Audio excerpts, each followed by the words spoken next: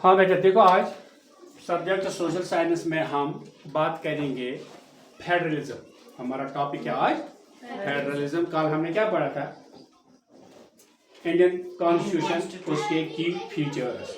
उनमें एक की फीचर है फेडरलिज्म।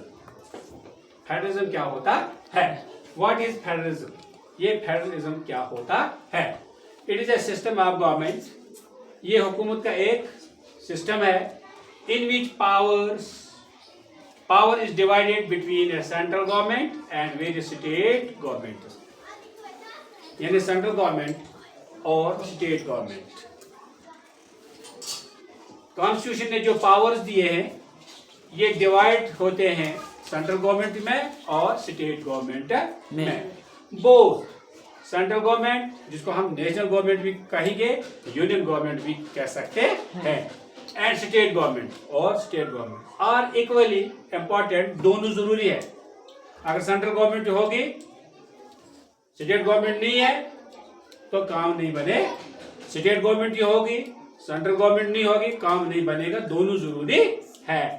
बोथ सेंट्रल गवर्नमेंट, जिसको नेशनल गवर्नमेंट बताओ या यूनियन गवर्नमेंट बताओ, and state government are equally important. दोनों बराबर की अहमियत रखते हैं। And have their own powers and responsibilities. दोनों हुकूमतों के पास, यानी सेंट्रल गवर्नमेंट के पास भी अपनी जिम्मेदारियां, रेस्पॉन्सिबिलिटी हैं, और स्टेट गवर्नमेंट के पास भी पावर्स हैं और रेस्पॉन्सिबिलिटीज है। Federalism in India. अब हम देखेंगे फेडरलिज्म हिंदुस्तान में कैसा है। India is a federal country. जो हिंदुस्तान है ये एक फेडरल कंट्री है, यानी इसमें एक स्ट्रांग हुकूमत है। Have a strong central government, जिसमें एक तकड़ी और मजबूत सेंट्रल मरकजी हुकूमत है, या नेशनल गवर्नमेंट बताओ या आप उसको क्या बताओ, यूनियन गवर्नमेंट। ये एक मजबूत गवर्नमेंट है, तकड़ी गवर्नमेंट है, जिसकी सरबराही प्राइम मिनिस्टर करता है। The constitution of India provides A division of power between the union government, जिसको सेंट्रल गवर्नमेंट भी कहते हैं, और स्टेट गवर्नमेंट। और जो हम पढ़ते हैं कॉन्स्टिट्यूशन, उस कॉन्स्टिट्यूशन में लिखा है कि कौन कौन से पावर्स सेंट्रल गवर्नमेंट के पास रहेंगे और कौन कौन से पावर्स स्टेट गवर्नमेंट के पास रहेंगे, यूनियन गवर्नमेंट के पास रहेंगे या स्टेट गवर्नमेंट के पास रहेंगे। वो कॉन्स्टिट्यूशन में लिखा हुआ है। अब कैरेक्टरिस्टिक्स ऑफ फेडरलिज्म, अब देखना है फेडरलिज्म के खासियत क्या है। There are 2 or more levels of government. किसी जगह 2 या 2 से ज्यादा किस्म की हुकूमतें होती है। India there are 3 types of government. हमारे हिंदुस्तान में 3 किस्म की हुकूमतें हैं। मसलन सेंट्रल गवर्नमेंट, मरकजी हुकूमत बताओ, नेशनल गवर्नमेंट बताओ या यूनियन गवर्नमेंट बताओ, एक ही हुकूमत का मतलब है। स्टेट गवर्नमेंट, या आप रियासती हुकूमत बताओ या स्टेट गवर्नमेंट बताओ। लोकल गवर्नमेंट, जिसमें इंक्लूडिंग पंचायत एंड म्यूनिसिपैलिटी, जिसमें पंचायत राज आता है, पंचायत की हुकूमत आती है, या म्यूनिसिपैलिटीज आती हैं। Division of powers.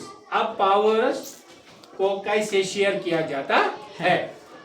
The constitution divided subjects into 3 lists. Constitution में लिखा है पावर्स के 3 किस्म हैं। 3 लिस्ट है पावर्स के, जो इन हुकूमतों के पास चले जाते हैं। मतलब नंबर 1 है, एक पार्ट यूनियन और सेंट्रल गवर्नमेंट। यूनियन गवर्नमेंट बताओ या सेंट्रल गवर्नमेंट बताओ, या आप इसको नेशनल गवर्नमेंट भी बता सकते हैं। ये कंट्रोल करते बेटा डिफेंस, फॉरेन अफेयर्स। इसमें ये सेंट्रल गवर्नमेंट किसको करते हैं control?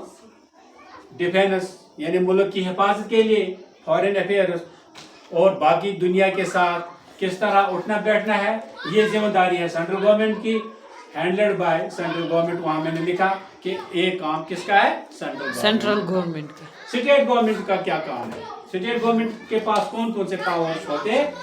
Controls police, trade handed state government. इसके पास पुलिस है, तुजारत है, ट्रेड है, ये किसके पास है? स्टेट गवर्नमेंट के पास।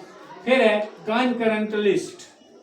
कॉन्करेंट लिस्ट मतलब है मुश्तरका प्लान, यानी दोनों गवर्नमेंटों के पास होता है, उसको बोलते हैं कॉन्करेंट लिस्ट। सो हो गया control both education, forests and other departments, दोनों मिलके, यानी स्टेट गवर्नमेंट और यूनियन गवर्नमेंट या सेंट्रल गवर्नमेंट, ये दोनों फिर एजुकेशन को भी देखते हैं, जंगलात को भी देखते हैं या बाकी डिपार्टमेंटों को भी देखते हैं।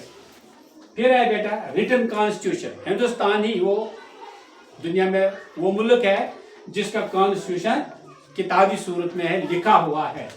India has a written constitution that clearly explains the powers of each level government. Hindustan में ही वो क्या कॉन्स्टिट्यूशन लिखा हुआ है जो क्लियर करता है कि किसके पास क्या पावर्स है। इंडिपेंडेंट जुडिशरी, और हिंदुस्तान में अदालत भी, अदलिया भी आज़ाद है, और इसका क्या काम है? The supreme court can settle disputes between central government and state government. Supreme court किसी वक्त आपस में रस्ताकशी होती है, कोई मामला पड़ जाता है, चीफ मिनिस्टर के दरमियान या प्राइम मिनिस्टर के दरमियान किसी इशू पर आपस में नहीं बनती है, फिर ये केस सुप्रीम कोर्ट पर चला जाता है। सुप्रीम कोर्ट उसको वहां देखता है कि ये केस काबिल कबूल है या नहीं है। सुप्रीम कोर्ट जो फैसला देता है और वो सेंट्रल गवर्नमेंट को भी मानना पड़ता है और स्टेट गवर्नमेंट को भी मानना पड़ता है। इसी तरह बेटा सेपरेट गवर्नमेंट, अलग अलग गवर्नमेंट भी होते हैं।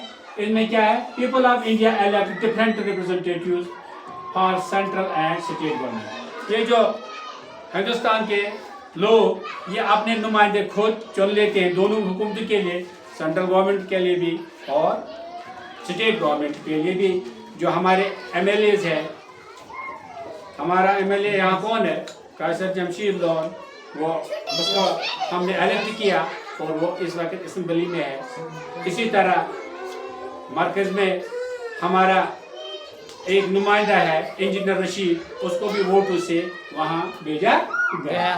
तो एग्जाम्पल ऑफ फेडरल कंट्रीज। अब मिसाल देखो कि फेडरल कंट्रीज में कौन कौन से एग्जाम्पल है। इंडिया है एक, इसमें फेडरल हुकूमत है।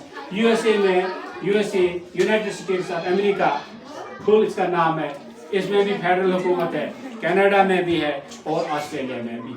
How powers shared in India.